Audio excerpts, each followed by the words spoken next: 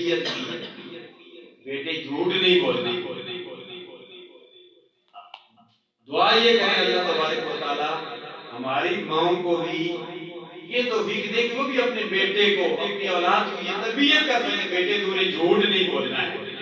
تو کیا ہوا؟ بیٹے نے عمل بھی کیا، ڈاکو نے سب کو لوٹ لیا، 60 ڈاکو تھے۔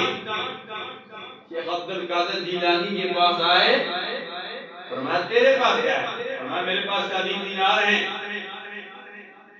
آپ نے مسلم سے ماں نے سیے ہوئے تھے، آپ نے اوپر سے داغے اور کھیڑا اور 40 دینار ڈاکو کو پیش کر دی۔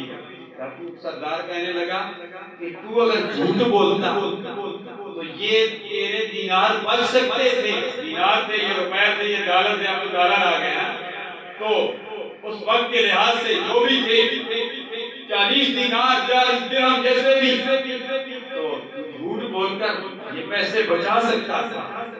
عبد القادر جیلانی بچے ہیں، آج کے بچوں کے لیے یہ درس ہے، اے مرکزی احمد سے خوشبو دینے میں آنے والے بچوں، اپنے جا کر ماں کو بھی یہ بتانا ہے۔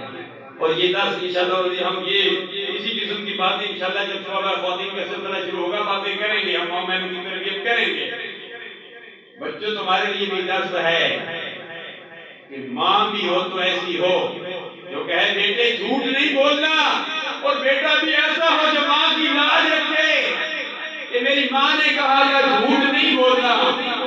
ڈاکو پر اثر پڑا، ڈاکو کہنے لگا اس نے ماں کی بات پر عمل کیا، جھوٹ نہیں بولا۔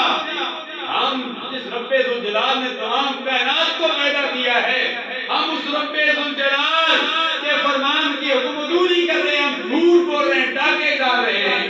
ڈاکو کا سردار بھی طیب ہو گیا اور سارے کے سارے ڈاکو طیب ہو گئے۔ نگاہ ولی میں یہ تاثیر دیکھی، نگاہ ولی میں یہ تاثیر دیکھی، بدلتی ہزاروں کی تقدیر